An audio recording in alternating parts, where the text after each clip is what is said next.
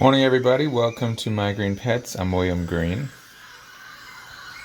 As usual, all background sounds are provided courtesy of George Vlad's YouTube channel. This is a recording that he made in the Amazon rainforest at about 4 o'clock in the morning. You can hear howler monkeys and peahas and all kinds of birds and animals and insects.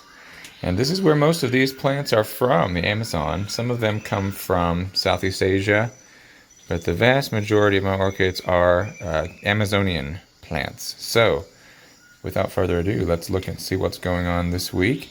Lots of Cattleyas are in sheath, completing their growth for the year, and that's really exciting. This one over here, we've got Cattleya rex. You can see the buds in the sheath, and those should be popping out in about 3 weeks. I would expect that plant to be in bloom.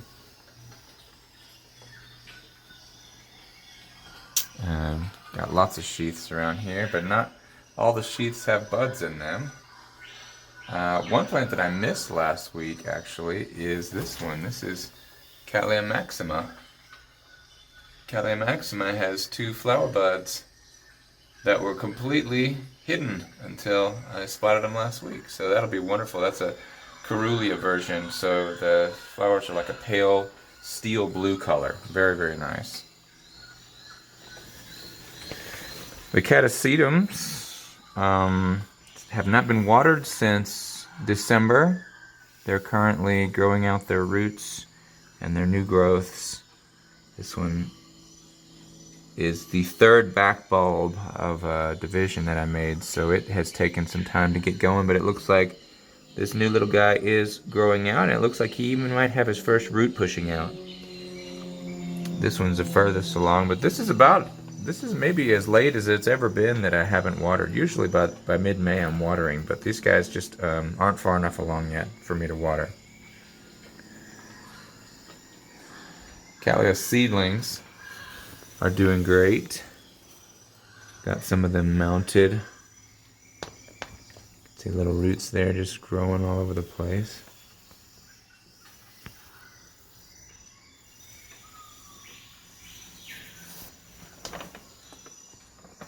And these are the new seedlings from Peruflora. This one had a lot of dead leaves on it, so I cut them off last week. I dipped the cutting tools, I soaked the cutting tools in Physan 20 solution for, I think it was about a teaspoon per gallon, and I soaked that for about 15 minutes before I made the cuts. And I sprayed all the plants with Physan, that same Physan solution, to try to just discourage any kind of fungal growths. Hopefully they'll be okay. It's definitely looking better now that that dead growth has been removed. Here's some more Peruflora seedlings. And some more. Lots of seedlings. Might have to get another tent. But it's funny, they don't take up any space, and then suddenly they take up a lot of space. It's very sudden. All of these Cattleyas that you see here, including these big ones back here, were once this size. They came to me like this 8 years ago. So as you can see, they get big. They can get really big.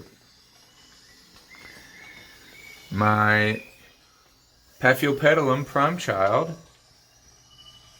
I divided it. I kept 2 growths for myself. In fact, that back growth looks like it might be pushing something out. We'll keep an eye on that. But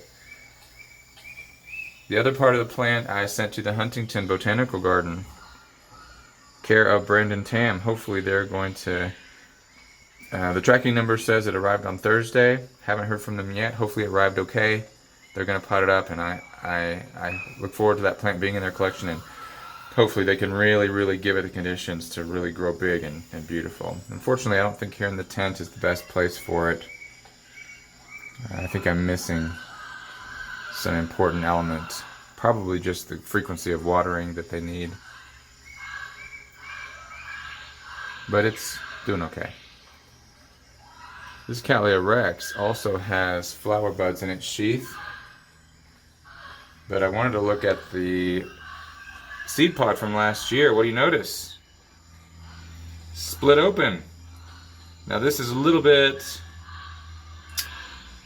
this is not necessarily a good thing. So if the seed was viable, I would expect the bottom of the pod to start to turn brown or yellow, and that color to slowly creep up, and then the pod to split. The fact that it's splitting while it's still green tells me that maybe the plant is aborting the seed pod because of a lack of resources, perhaps, or because the seed is infertile. It would stand to reason the plant's putting out 2 sheaths. It's trying to bloom right now. But it doesn't stand evolutionarily to reason that the plant would sacrifice its own seed pod to produce more flowers. So we'll see. There might be viable seed in there. I'm going to collect it. I'm going to send it to the lab, and they will let me know. Hopefully it will be good. This seed pod is this plant named Orchid by this plant, which is Mayu. Orchid is mountain, Mayu is river. What else? Oh, I'm not much of a bromeliad grower. I've had a couple over the years, but I'm really excited that this tillandsia, it has turned a very blush. It has blushed very seriously the past week, and as far as I know, that means the plant's going to be blooming soon. It's going to be shooting out some beautiful flowers from the middle there. But I've read that it happens quickly, and it did. It happened in 3 days. In 3 days, this went from totally green to red, and it's going to keep reddening up. But really beautiful. I love the form of a bromeliad like this, and of course when it starts to call attention to itself, there is no mistaking. It is really beautiful.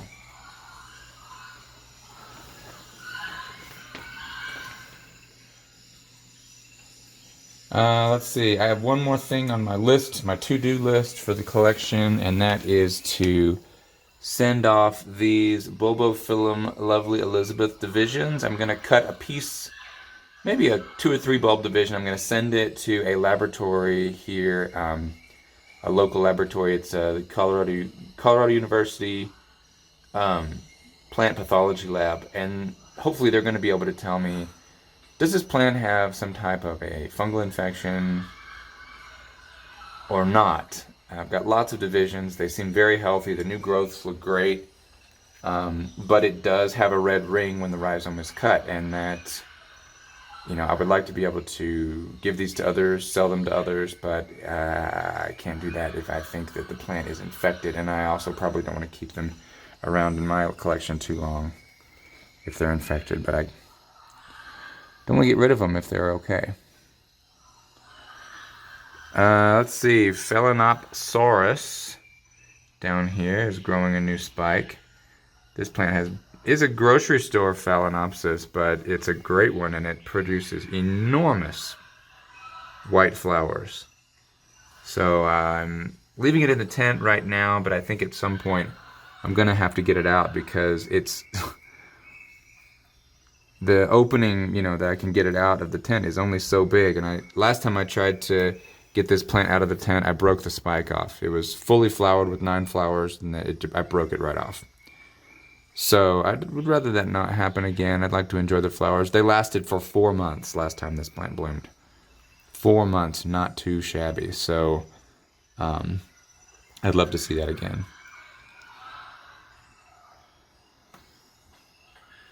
All right. Well, that's it for today. Thank you for joining me. I'm William Green. These are my green pets. Happy growing to you. Happy summer coming soon.